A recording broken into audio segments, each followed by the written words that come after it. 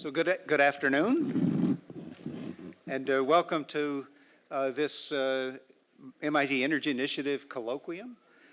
We take advantage of our very distinguished board each year to bring one of our board members in front of the community to talk about topics that are relevant and interesting to the MIT community around energy.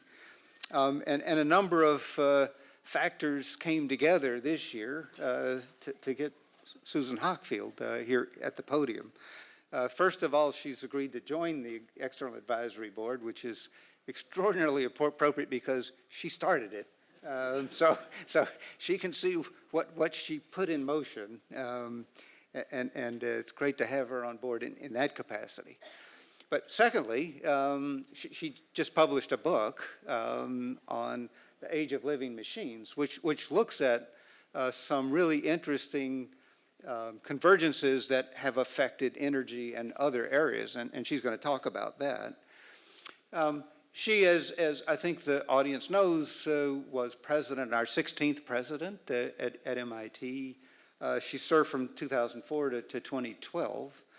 And in her inaugural address, she announced, among other things, two major initiatives. One was convergence of life sciences, physical sciences, and engineering. And the other was energy. And I think maybe the first of those two was not so much a surprise to people on campus because she's a neuroscientist and this is her field.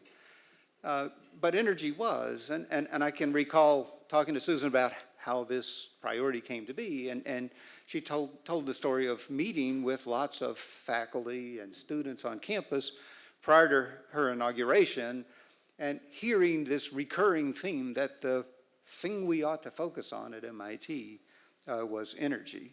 And the way she went about it, I think, was transformational here in charging us at MIT with linking across all of MIT's schools and not thinking about this as a science problem or an engineering problem or a business problem, but thinking about it very holistically.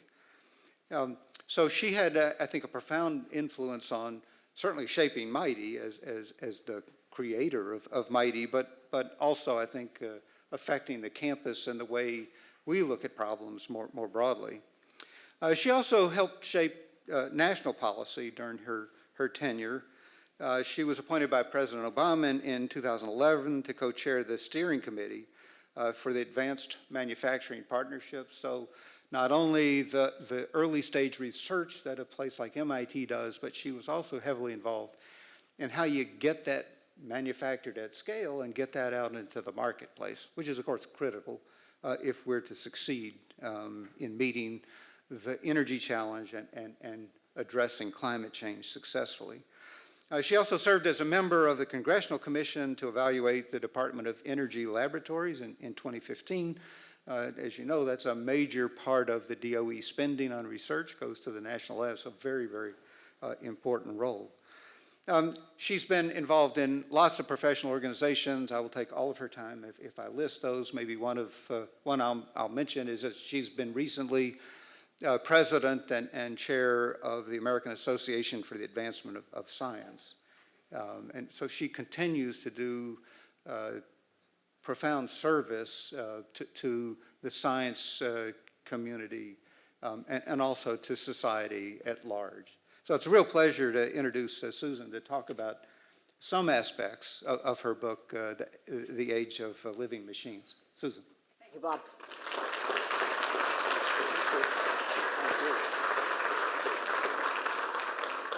Well, there are a few things that give me more pleasure than having been invited to give this colloquium, and I'm not allowed to have any favorite children, of course, but the energy initiative lies very near and dear to my heart.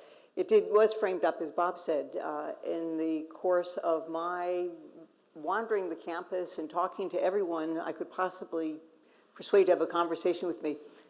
When you're the new president, that's not such a hard thing to persuade people to do. And asking what MIT's opportunities and responsibilities were for the next decade or two. And I was astonished that there was a unanimous call for MIT to do more to develop a sustainable energy equation for the world. And in a campus where there are a lot of different people pursuing a lot of different things from a lot of different perspectives, that kind of unanimity, let's just say, never happens. And so there was a real call from our community to engage in energy, and happily, Bob, along with Ernie Moniz, are willing to step up and lead this activity that has blossomed in ways that I could never have imagined. So I can't tell you what a privilege it is to be here and to speak with you tonight. My book, which many of you have picked up, is about more than energy, but energy does factor into it quite profoundly. I was charged as president, as I looked across the frontier of discovery and innovation, to kind of set a course for where the university would need to be in, let's just say, 50 years. And I don't know about all of you, but my crystal ball gets pretty fuzzy 5 years out, and so I would kind of peer and all, I couldn't really see very much. And then I had this idea that if I could understand the future we're living in today, I might be able to figure out how we got to where we are today, and through that, imagine how we would get to the future we would be living in another, several decades, 50 years or so. So that was kind of the approach I took. And when we think about the future we're living in today, I don't know, I'm looking at this monitor, and I happen to have one of these here, and I don't know if any of you has one of these, but the digital technologies that really underpin almost everything we do today are a product of a convergence. It's the convergence of physics with engineering that happened at the beginning of the 20th century, and that has transformed our lives more profoundly than any set of technologies. The story I'm going to tell you about a convergence is happening today, a new convergence is happening today between biology and engineering, Convergence 2.0, and how that's bringing forward a set of technologies that will transform the 21st century, I believe, as profoundly as the convergence of physics with engineering transformed the 20th century. So before we start talking about the future, I have to talk about today, which I have to tell you, through many lenses, looks a little bit bleak.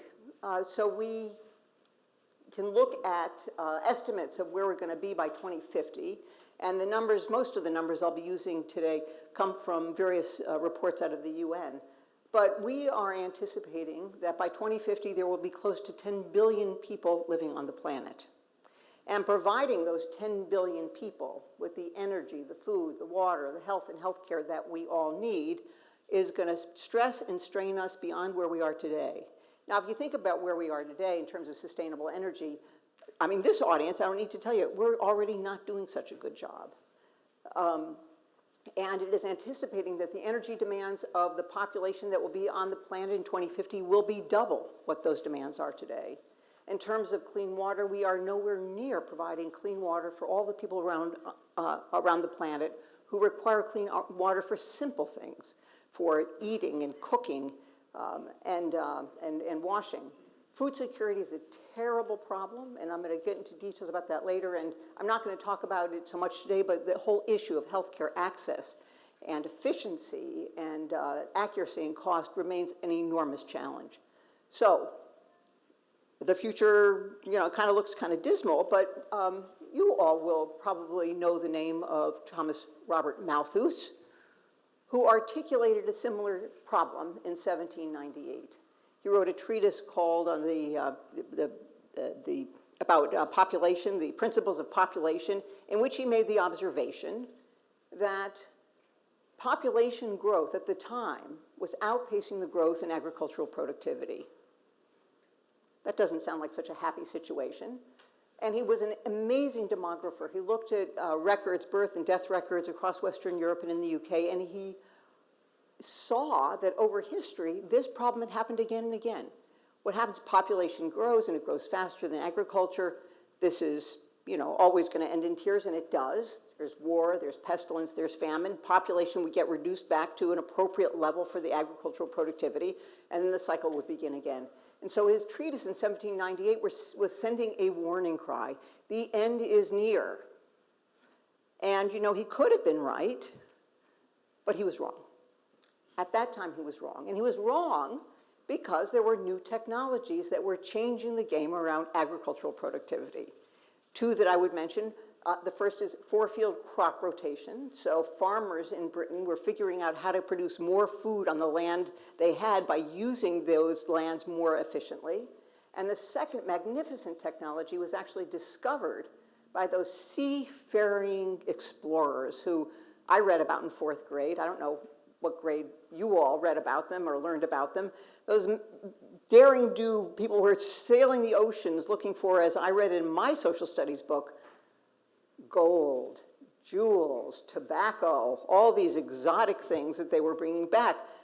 But you know, the other thing they discovered while they were on their voyages were a number of islands all over the seas that were uninhabited by people, but densely inhabited by birds. In fact, many of these islands, you couldn't even see the land because they were just piles of bird guano. Now, some of you may be chemical engineers or chemists, and you will recognize that in bird guano is one of the most essential elements for increasing food productivity, nitrogen. So there was a thriving trade in bird poop. I didn't read about that when I was in 4th grade, but that may have been the most important product that these seafarers brought home. And that addition to the British farming methods caused agricultural growth to blossom, and population growth followed. Of course, when there was more food, there were more people born. And one of the ways I think about it is that growth in population around the beginning of the early 19th century provided the people that were needed for the Industrial Revolution. So Malthus was wrong at that time. We are now at the point of Malthusian dilemma, and I would assert that we will solve our way out of this Malthusian dilemma the same way, by innovation. And I think there are many routes to innovation, and I'm going to describe one of them that I think is really important. So let's go back historically and think about the future we're living in today. Where did these digital technologies come from? So here I'm illustrating two of the important people who made our iPhones possible. On the left is Michael Faraday, who was one of the world's best experimenters, discoverers about the principles, the forces of electromagnetism. He did just extraordinary experiments, but he was understanding the behavior of electricity and the behavior of magnetism. He had no idea what gave rise to it. He was a discoverer of the basic principles of the forces of nature. It wasn't until J.J. Thompson in 1897 discovered the electron, and other people in his cadre who discovered the components of the physical world that gave rise to the electromagnetic forces that Faraday had studied. So in a sense, by the discovery of the electron, the proton, the subatomic particles, physicists provided the world with a parts list. Now, engineers love parts lists, and those engineers picked up these physics parts list and turned them into electronics, radios, television. So the electronics revolution was born. There was not an electronics industry in 1900. Now, for this audience, I probably don't need to say it, but I think it's so important for us to remember. Neither Faraday, nor Thompson, nor any of the people who were doing these studies about the physical nature of our world were doing it to build a television. They were doing it because they were simply curious about the way things in the world worked. Now, while many of you in the room, like I, have gotten enormous joy from studying the way things work, there are always doubters. This story may be apocryphal, but it's so great I have to tell it. And this is a conversation, presumably between William Gladstone, who was Chancellor of the Exchequer, Secretary of the Treasurer, and he asked Faraday, what the heck is the use of these toys you were playing with? And Faraday is reported to have replied, I have no idea what the use of these things might be, but someday, sir, you will tax it. Indeed. So this kind of fundamental discovery, basic exploration, gives rise to understanding about how the universe works, in this case, the parts list of physics that gets turned into new technologies and new industries that have provided enormous economic growth. This is the route to bettering our world and growing our economy. And as all of you know who have been in the trenches in the lab, the process is insanely inefficient, but there is no better route to discovery that we know. So this convergence of physics with engineering, with developed apace. And I love talking to MIT audiences because I can really drill down on the MIT-specific points of the story. But one of my favorite descriptions of the power of using a physics parts list was an essay by Karl Taylor Compton that was in Nature in 1937. And he described the magnificence of the discovery of the electron. He said, well, there are a lot of celebrations going on about various anniversaries. Why aren't we celebrating the anniversary of the electron? Come on, guys, this has been so important. I'm not going to read this. I hope, hopefully all of you can read it. But there is something I have to say, that within one generation, the discovery of the electron transformed the stagnant science of physics, a descriptive science of chemistry, and a sterile science of astronomy. Oh my goodness, this is so insulting. Into dynamically developing sciences fraught with intellectual adventure. Oh, lead me on. This is just so great. With interrelated interpretations and practical values. And by practical values, he meant just what I've been talking about, electronic technology that produced part of an industry that really transformed the economy of the United States. Fabulous. Remember the date. 1936, he gave this lecture. The paper was published in 1937. This was a Karl Taylor Compton that few of us would recognize, because we recognize the Karl Taylor Compton who participated in the technological magnificence of World War II. So this Convergence 1.0 is coming along, but a little sleepily. There's no powerful accelerant to technology development than a war. World War II arrived, and another MIT figure, Vannevar Bush, who had been Dean of Engineering, was recruited to lead the development of science and technology for World War II. In 1940, the Allies were nowhere in terms of developing the technologies needed to confront the military force of Germany. But Vannevar Bush put together an amazing effort in the United States, and other countries participated as well, that ended up winning the war. And if you think about the things that came out of the war, radar, sonar, the foundational material for GPS, foundational discoveries for the internet, supersonic transport, all of the kind of air flight that we take for granted today, all came out of this incredible investment, enormous financial investment, enormous intellectual investment in winning World War II. So as the war was drawing to an end, FDR turned to Bush and said, what have we learned? And Bush wrote one of the most amazing treatises in response to FDR's question, Science, the Endless Frontier. Many of you will have read all of it, or at least some of it. It is breathtakingly prescient. He lays out the blueprint for the second half of the 20th century in America. In it is the GI Bill, in it is community colleges, in it is mortgages for returning GIs, in it is, importantly, an exhortation to continue the kind of investments in fundamental science that produced the technologies that won World War II. He's saying, don't pull back. Remember, at the end of a war, every nation has more than expended its budget, is deeply in debt.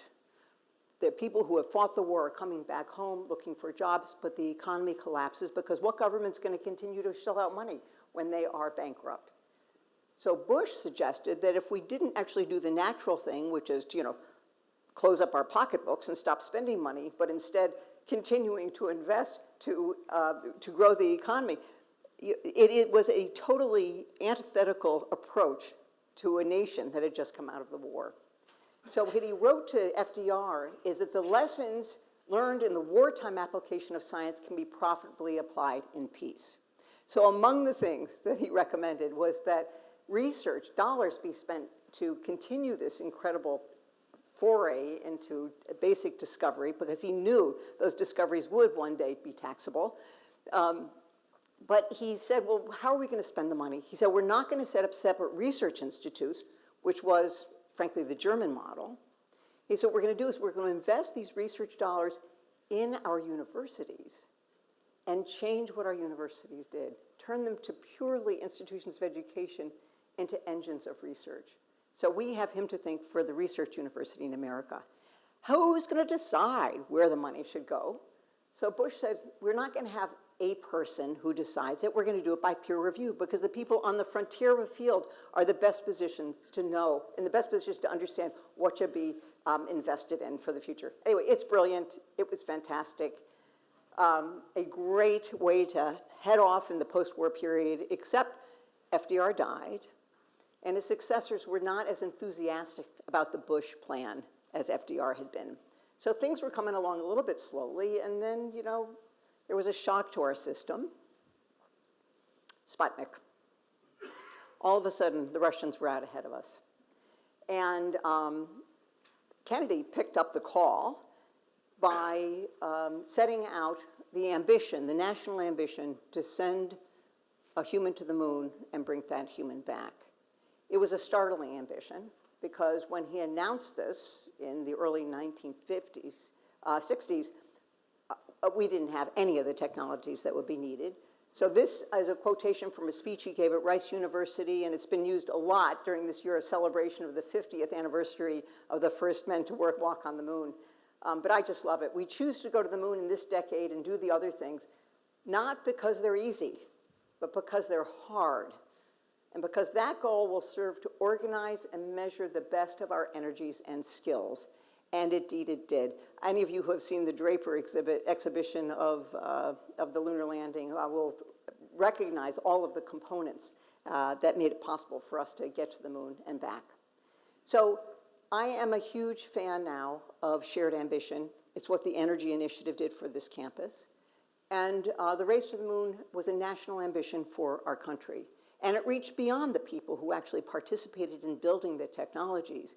It reached down to kids. And people often ask me where I came from. How did I come to have the career that I had? And I simply say, I grew up under the shadow of Sputnik. This is a picture of me with my 3 sisters.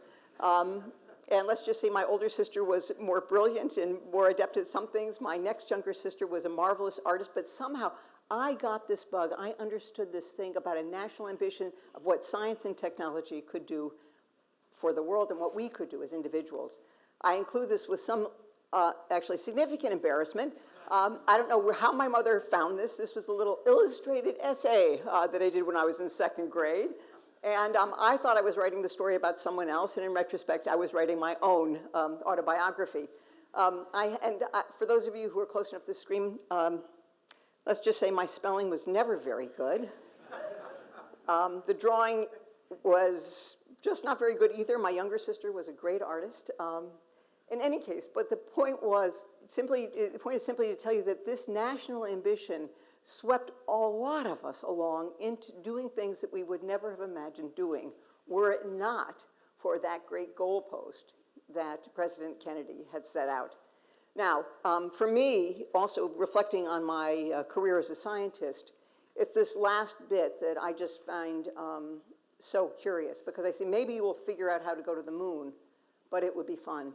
And this underscores the fantastic paradox that we enjoy here in a research university, that you do something that gives you enormous joy and pleasure yourself, but these are things that also make life better for others.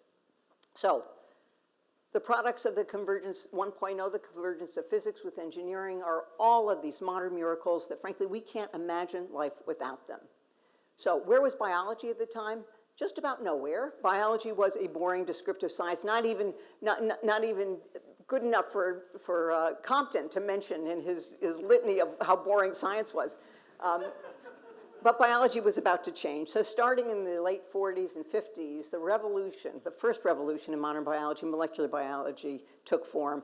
And there was a small army of investigators, many of them were physicists by training, who began to decode the parts list of biology.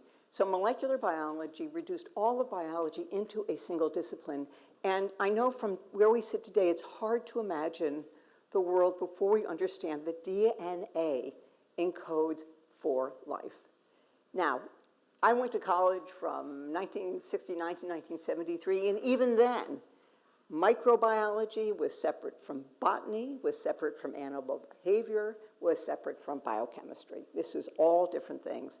And molecular biology united all of the biological fields into one. They all operate by the same rules, by the same parts list. Here I'm illustrating Francis Crick, Jim Watson, Rosalind Franklin, and Maurice Wilkins, together, who discovered that DNA was the heritable substance.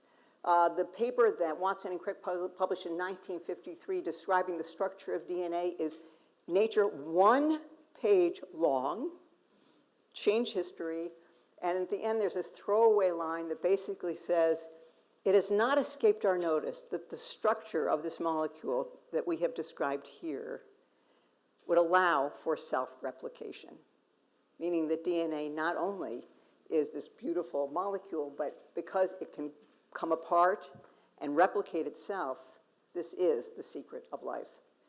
The products of the molecular biology revolution just can't be described sufficiently powerfully.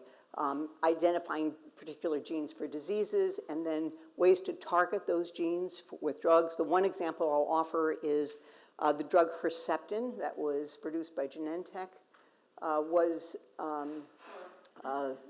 approved by the FDA in 1998, and it had been 15 years between the discovery of the HER2 gene by Bob Weinberg and the production of this drug, which is a lifesaver because women who have a variant of breast cancer that has the HER2 mutation, up until the development of Herceptin, it was a death sentence.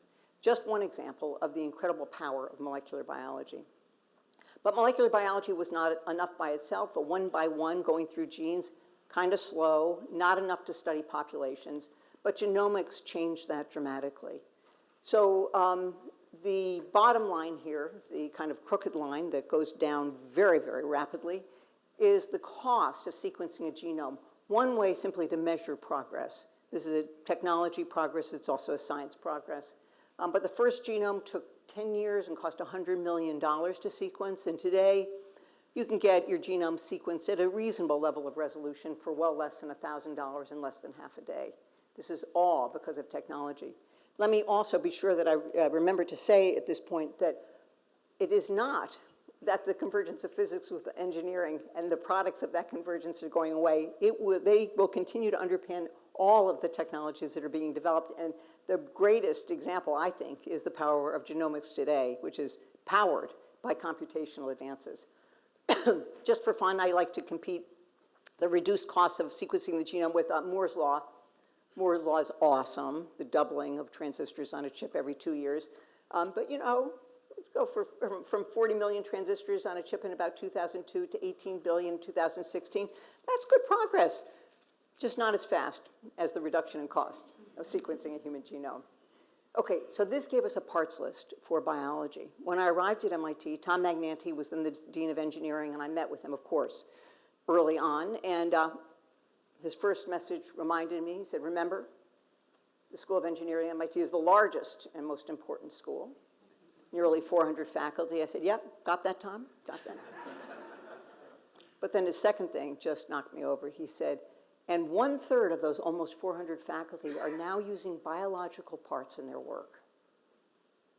And I said, okay, you mean like biomedical engineering? And he said, well, like biomedical engineering and a host of other things. And for me at that moment, the door opened about this convergence of biology with engineering. Engineers love a parts list, and the parts list for biology has been enormously productive in the hands of engineers. So I'm just going to give you 3 examples, and the examples are all in the energy domain because you're all aware of this incredible nexus between energy, food, and water, all interdependent.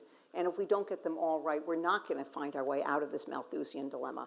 And I'm going to give you an example from each of these areas of a convergence technology that is changing the game or could potentially change the game for all of them. So the first I'm going to talk about is energy. And the picture is Angie Belcher, and she is holding an abalone shell, one of these things. So Angie went to college at UC Santa Barbara in graduate school, and she loved walking the beach. I kind of say, who doesn't love walking the beach? But I confess that Angie walked the beach with a greater purpose than the way I walk the beach. She walked the beach because she fell in love with the abalone shell for a very important reason. She said, this is an amazing technology.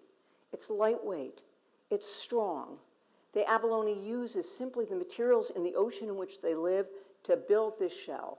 And when the abalone dies, the shell disintegrates into its component parts, providing the parts for the next abalone to build its shell. And Angie says, if the abalone can build the technology it needs without contaminating its world, why can't we?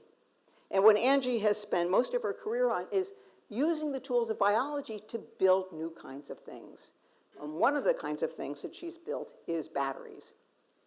On the right-hand side, that funny-looking thing that runs above the car is an illustration of a virus called M13. Viruses, thanks to the work of those early molecular biologists, have become great tools for biological methodologies. So Angie said, we've got this lab strain of virus M13 that's really good at binding organic materials.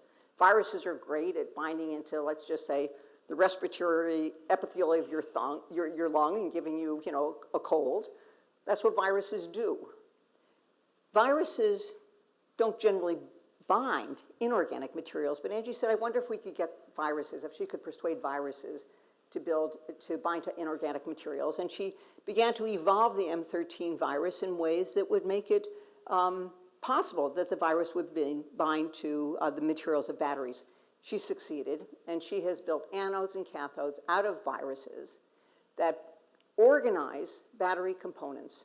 She then puts these anodes, virus and enabled anodes and cathodes, into coin cell containers. So inside this abalone shell are her virus-enabled batteries.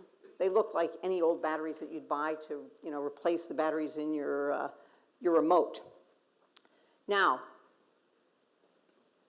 I've got to just remind you all that our energy challenge is enormous. I told you the energy demand is going to double by 2050. And the way out of this is alternative energies. I love solar, I love wind, who doesn't? Just great, but sometimes the sun doesn't shine and sometimes the wind doesn't blow. And so energy storage is the rate limiting technology for alternative energies. Everyone who's part of the Energy Initiative knows that. It was one of the first energy lessons I learned at MIT. And people think that, well, great, we'll just build more battery plants. And that's actually not a great solution today because battery manufacturing is unsustainable, requires enormous input of energy, very, very high heat, and there are a lot of toxic byproducts. One of the magnificent things about the M13 made batteries is that they're made at room temperature and without toxic byproducts. The batteries Angie has persuaded viruses to make have the same charge density and recycling capabilities as state-of-the-art lithium-ion batteries. Sounds pretty darn good. I came back from one of these talks and someone had asked a question about batteries. I don't remember what the question was, but I do remember Angie's answer when I ran into her in the hallway. She said, oh, we're not using lithium in our batteries anymore. And we're not using cobalt. And she told me what they're using. I'm not going to tell you, but I thought this is just incredible. So to be able to make batteries that have the same charge density of lithium, state-of-the-art lithium-ion batteries, but are made much more sustainably is going to be one of the solutions to our energy dilemma. It's simply saying, waving your hands and saying solar and wind, that's not going to get us there. It's going to be part of the problem. What we really need is better energy storage. And happily, there are a lot of energy storage technologies under development at MIT. So that's the energy story. The next story is about water. So 70% of the Earth's surface is covered by water. Something like 3% of it is fresh water. Only 1% of that is available for us to use. And Cape Town, South Africa, had a water crisis. It seems to me every few months we hear about another place in the world that should have plenty of fresh water that doesn't. This is a very, very serious problem. We've been using the same methods for water purification for thousands of years. There's a drawing in a tomb in Egypt that shows water filtration through sand. Filtration, distillation, that's what we got, and they're just not good enough. So the question is, how are we going to provide more clean water? We've got tons, gallons, more than we need of ocean water, but we need to be able to desalinate it. So this is one of these amazing stories of science, full of serendipity and unpredictable twists and turns. What's shown on the left, and I apologize because I can't point to everyone, is a cell membrane. The cell membrane is this kind of the lollipop structures with the two legs. And embedded in that membrane is a cross-section of a channel.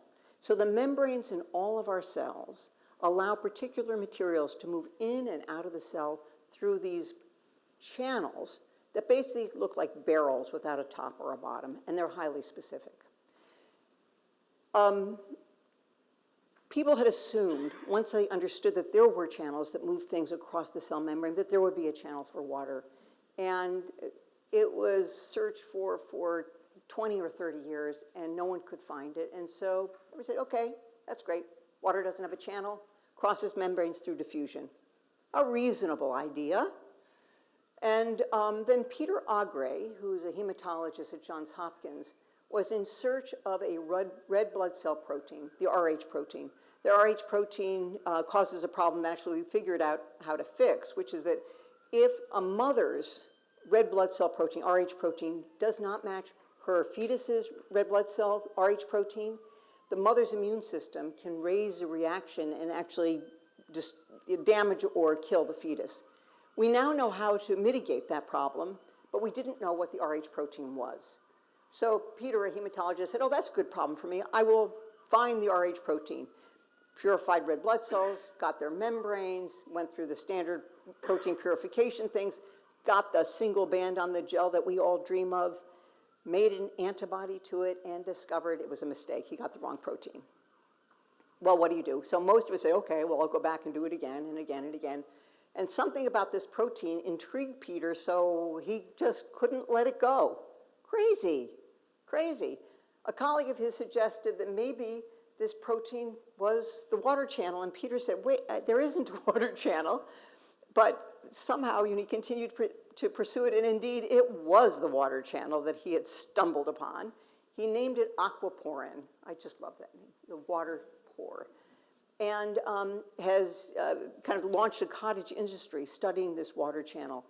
Most aquaporin molecules, all of our cells have aquaporin proteins in them, and the membranes, all plants, all living things use aquaporin. There are variants of it, but most aquaporin channels are absolutely specific for water. They don't let anything else go into or out of the cell but water.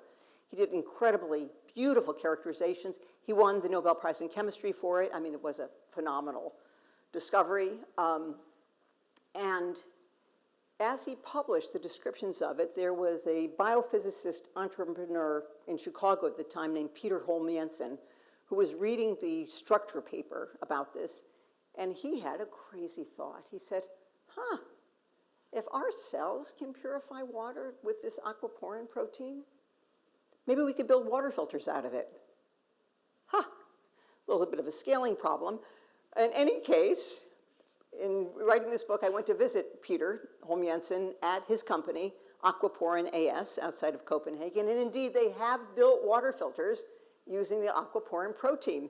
They've relied on the biopharmaceutical industry's methodology for growing up lots of organisms that make lots of proteins. The problems are a little different for the aquaporin protein than for, say, any of the biological drugs that you might take. But it's an absolutely fascinating process. So what's illustrated in the middle is a cross-section of a membrane sphere that includes aquaporin proteins in it. And they came up with this very cute thing that it's very hard to flatten a membrane, so they just use these spheres. And at the top, right in the middle, there are red and light blue things that represent dirty water. The water goes through one side of the sphere, comes out the other. At the bottom is pure water. There's an example of, actually a photograph of one of the aquaporin filters that's been packaged. And they're in homes in Asia. They're now marketing aquaporin filtration devices. Highly efficient, very, very effective. Their dream, their ambition is to scale up this technology to provide water filtration for all kinds of commercial use. An amazing convergence story. The third story is about food. The food challenge is really quite daunting. For the book, I went out and visited the Danforth Plant Science Center outside St. Louis, where they're inventing new ways to make better food. The director of the Danforth told me that if we use our current agricultural technologies to meet the demands, the food demands by 2050, is going to require new farmland that's equal to the landmass of South America and Africa combined. I don't know where we're going to find that landmass. Just not clear to me that, all of South America would actually be amenable to becoming our new farmland. So we need better plants. We need better plants that are more efficient, that are more effective. We need better ways of getting food to market. Now, I'd be happy to talk about GMO. GMOs have been enormously impactful. And we can talk perhaps in the Q&A about the debate about GMOs. But if we think about how we've already improved crop productivity, at the beginning of the 20th century, we were producing 50 bushels of corn an acre. It's now 150 bushels of corn an acre. We have incredibly increased productivity. We've got to do better than that. Now, it's one thing if there's a particular gene that you might want to add or take out, or a particular chemical that you want to add or subtract. That doesn't begin to explore the treasure trove of possibilities that exist in nature. Now, humans have been exploiting that treasure trove of food possibility for thousands of years by selecting the plants that are most likely to produce good food, growing them, and each year selecting the better and better variants. So we've moved along, but it's a little bit slow, and it's really hard to do. So if you really want to tap into the treasure trove of variants, that is, the treasure trove of different phenotypes, what a plant actually looks like, you've got to really amplify how many plants you can assay. And that's what's going on at the Danforth. On the left side shows you one way they have of computationally following a plant. So at the end of the day, in order to find the crops that you want to explore nature's treasure trove, you've got to be able to follow thousands of plants from seed through product.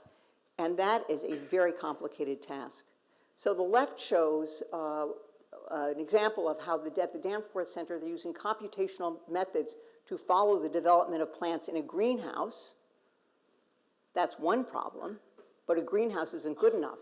And on the right is an example of a new kind of way of monitoring plants over the history, from seed to product, of thousands of different plants in the field. And this is a big collaboration that the Danforth has with a number of other agricultural centers.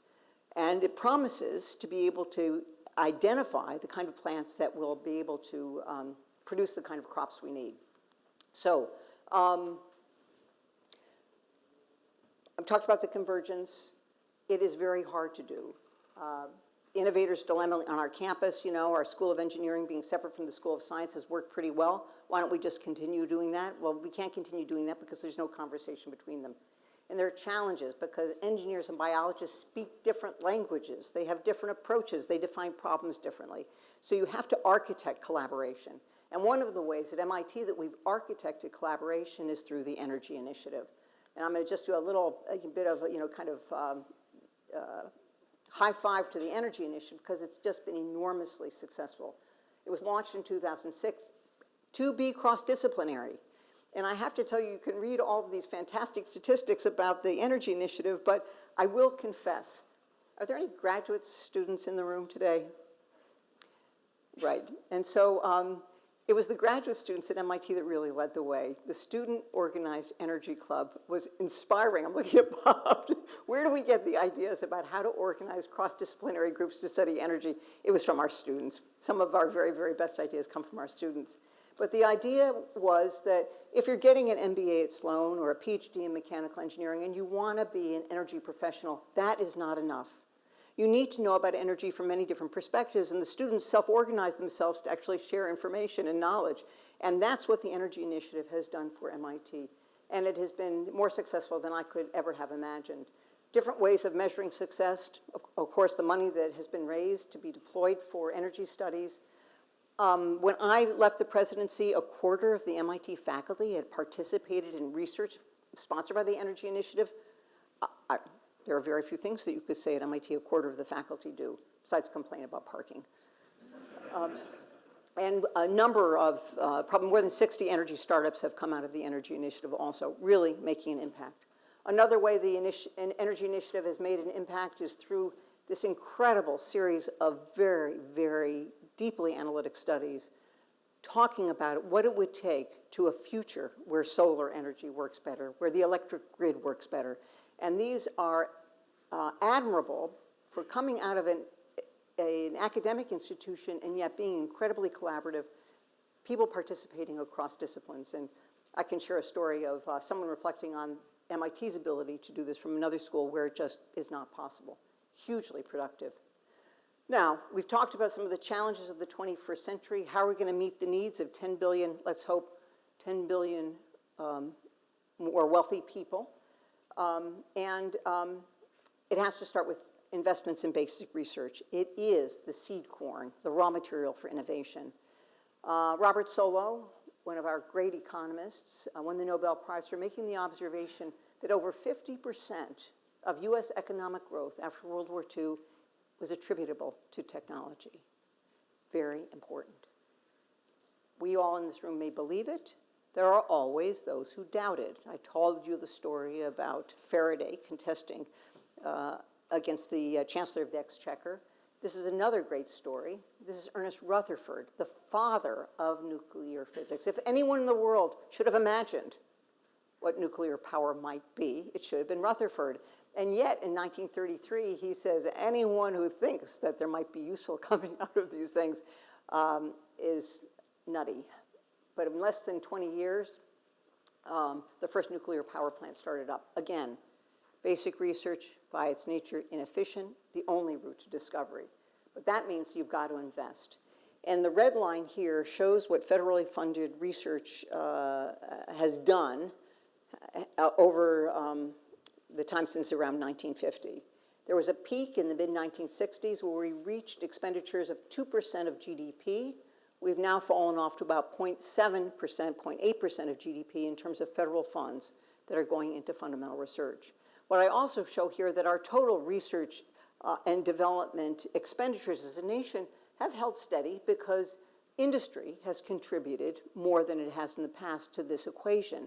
However, those industry funds don't go to fundamental research. They actually go to development. And they will have very little to develop if we haven't put some federal dollars into the seed corn, which is the fundamental discovery. Now, in the second half of the 20th century, the United States played this game basically on our own. The countries in Europe that might have competed with us were investing all of their money in rebuilding their countries. But the scene is very different now. And here I show the expenditures, again, as percent of GDP of a number of countries that want to be very much like the United States. They want to be the economic engine for their own countries and for the world. There are already South Korea, Japan, and Germany that are overspending what the United States does. But that purple line that creeps up from 1991 at less than 1% to getting close to where we are today is China. And I anticipate whether it's next week or next month, China will surpass us in their commitment to funding the seed corn for an innovation-based economy. I guess we should be happy that these great new innovations will come from somewhere in the world. But I think the United States possesses a magic mix of qualities that make us a really great place to actually invent the future.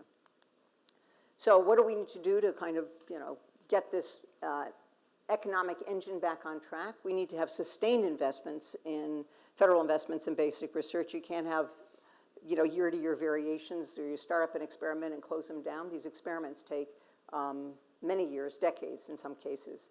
One of the things that has been a challenge in thinking about the convergence is how things are funded. So the kinds of projects that I described, these convergence of biology with engineering, don't really fit into some easy funding source. The NIH funds biomedical and biological research. The NSF funds, computational and engineering research. DOE has funded a lot of physics research. It is very hard to get funding to cross disciplines until you've actually already done the work. And so that's not good. Once in a while, as a nation, we've gotten together to do a cross-agency kind of collaborative funding effort. The BRAIN project right now is one of those. The Human Genome Project, great example. NIH and the DOE collaborating or competing, I don't know what you want to call it. In any case, both of them put money in. So we do it episodically, but we need to figure out how to make those investments a regular part of our funding budget. I'm very worried about our investments in tough tech. So the kinds of technologies I've described today don't get developed in 18 months. It takes years, decades in some cases, to scale up from a science project into a product for the marketplace. And right now, we don't privilege in any way very long-term investments. And I think we need to think about very hard about how we persuade people to put their money their investments in places that are going to take a long time to actually produce the products that will get us to a better future. And of course, being at MIT, point number 4 almost goes unsaid. We're pretty darn good at the academy-industry collaboration, and the energy initiative, in my mind, is one of the signal triumphs of bringing industry into our conversation so that we can actually understand the problems from the perspective of industry and understand from the perspective of industry how interesting ideas can get into the marketplace. I think we can probably continue to make that better, but this is not common across our country. So in closing, I just want to say that I am certain that the technologies that will get us out of the Malthusian dilemma this time will come from many, many different sources. But one particular theme that just became kind of the calling card essentially of my presidency is this convergence between biology and engineering, putting the biology parts list to work. When I visited Aquaporin, Peter Holm Jensen said something that just kind of knocked me sideways. He said, we could bust our brains trying to design a new water filter. Why don't we just use nature's genius? And that's indeed what all of these technologies do. They use nature's genius, things that nature has already solved, and figured out how to use nature's solutions to build the technologies that we need without ruining our world. So I'm also a big fan of national ambitions, and I think that if we could just choose any of these, I would choose energy if it were up to me.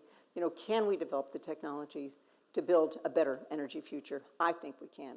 So with that, close with a picture of the book, and thank you very, very much for coming.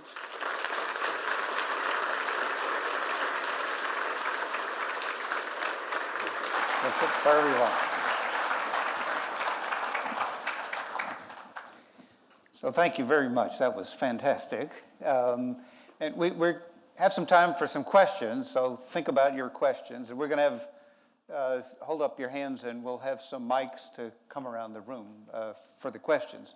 While we're waiting to do that, I was intrigued by your statement about the parts list that we have, and part of your book you didn't tell about was in the introduction about the young Susan Hockfield was forever taking apart things at home and putting them back together with extra parts on the floor. I don't know how many of you remember doing that as a young kid. So I'm interested in that experience and not just the discovery of mechanisms, so like aquaporin, for example, or this way to assemble batteries, but how do you bring that together with your experience, for example, with Obama's commission with manufacturing? So, because as you've alluded many times here, a challenge in energy and in food and in water is scale. So how do we build this up fast enough to meet the demands of this 10 billion person population that we're going to have? Yeah, so many, many different themes in there. As a kid, like I'm sure many of you, I was really curious about the world around me, and the way to understand things was just to take them apart and see. Putting them together was not that big on my list, but and again, so you all know actually my real background. My PhD is in anatomy, just kind of following the same thing. I just understand things by taking them apart. And Bob and I talked about this. Unfortunately, the way education still structured today, I had no exposure to engineering. My father was an electrical engineer, and I watched him, fix everything around the house. But it didn't I didn't relate that to his education in engineering. And it wasn't until I was dean of the Graduate School of Arts and Sciences at Yale, and I had oversight of the engineering departments, that I actually saw engineering up close and personal. And I remember talking to the chairman of the mechanical engineering department, Mitch Smoke, him telling me what they were doing, and this realization, I said, Mitch, I could have been an engineer. I didn't know, and I think it's a problem because it's hard to teach theoretical physics. We do teach theoretical physics to everyone at MIT, but for 4th and 5th graders, I think it's probably easier to teach them engineering and more ready. And you never meet a 5 or 6-year-old who hasn't invented something. And so I think we are missing out on a lot of our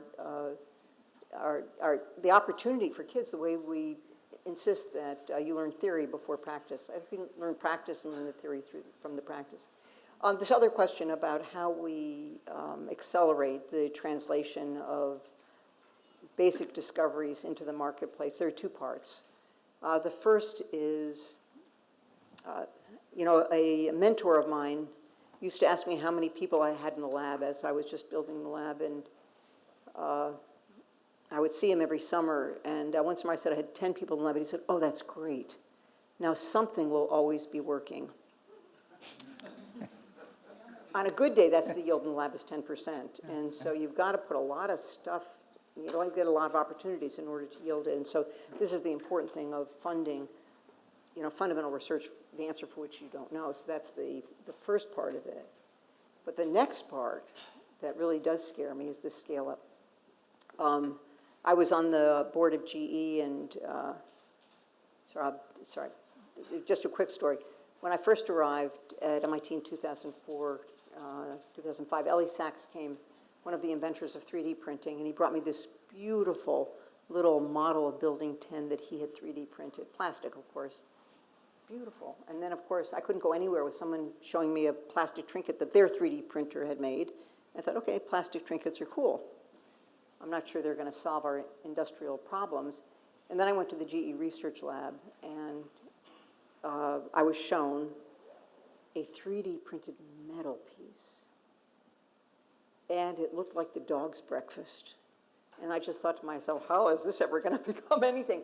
But the GE research lab actually had a commitment to moving this kind of technology, up the development path.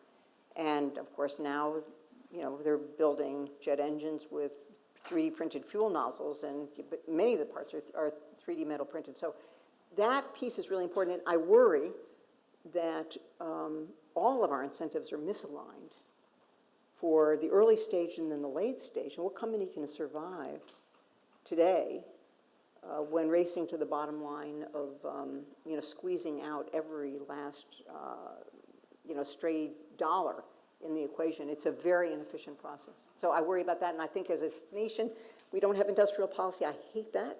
We've always had industrial policy in one way or another. We've got to figure out where we want to go. Yeah. Questions? We have one here?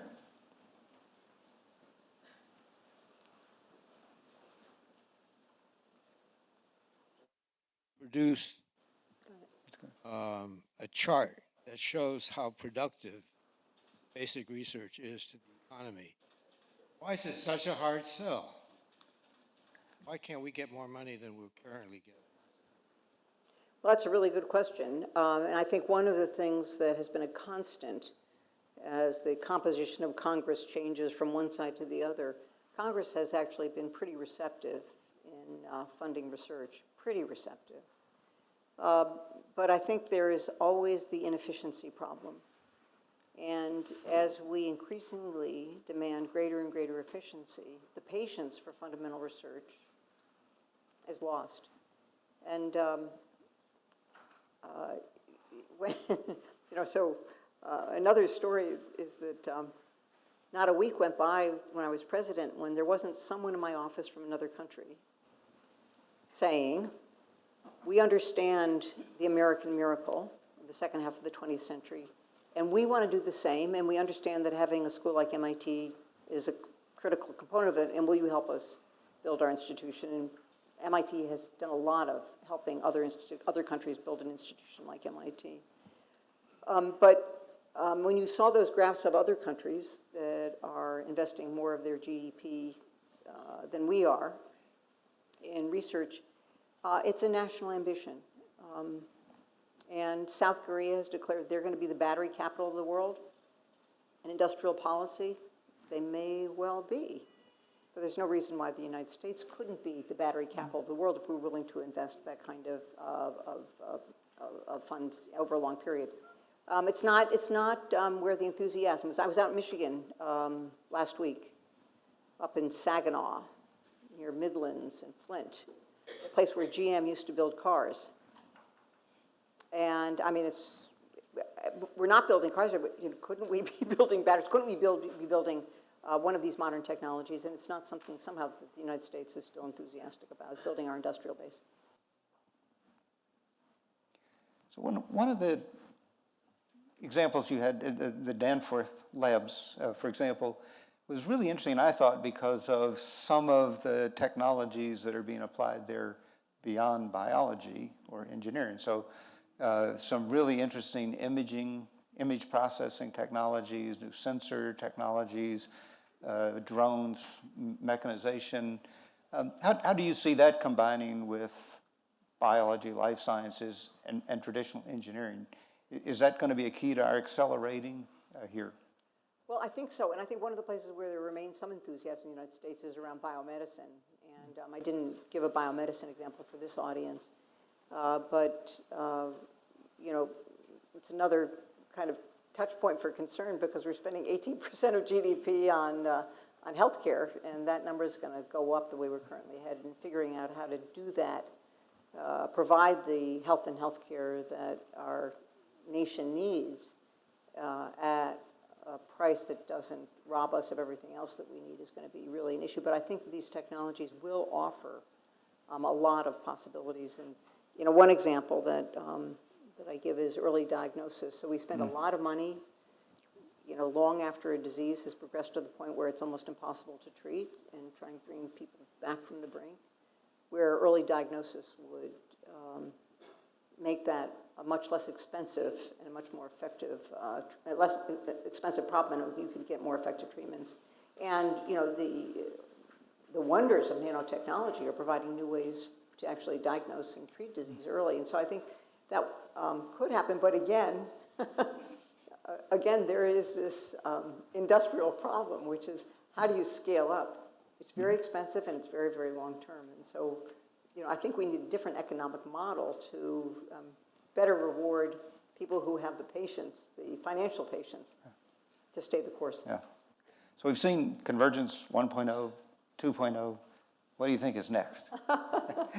You know, my crystal ball is really fuzzy. I'd love to hear, you know, what people think that Convergence 2.0 may be.